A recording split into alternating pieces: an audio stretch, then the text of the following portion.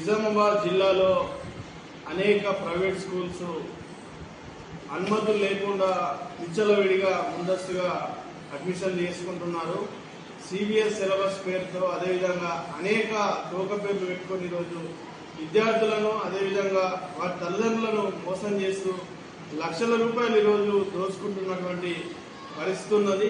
వెంటనే విద్యాశాఖ అధికారులు ఏవైతే అనుమతి లేనటువంటి ఆ స్కూల్స్ ఏవైతే వెలిసాయో వాటిని వెంటనే సీజ్ చేయాలని కోరుతున్నాం. అడ్మిషన్ కూడా అక్కడ చేసుకోవద్దని విద్యాశాఖనే ప్రత్యేకంగా ఒక ప్రత్యేక ప్రకటన విడుదల చేయాలని పీడీఎస్గా డిమాండ్ చేస్తున్నాం. ఏదైతే అధిక ఫీజులు వసూలు చేయడం కానీ ఇంకా డొనేషన్లు తీసుకోవడం కానీ ఇవన్నీ మిగతా పుస్తకాలు కొనాలని ముందస్తుగా ఎవరైతే విద్యార్థులను ఏదైతే యాజమాన్యాలు మభ్యపెడుతున్నాయో వాటిపైన కఠిన చర్యలు తీసుకోవాలి. లేనిచో పీడీఎస్ ఆధ్వర్యంలో ఆందోళన కార్యక్రమాలకు చేపడతామని సందర్భంగా మేము హెచ్చరిస్తున్నాం.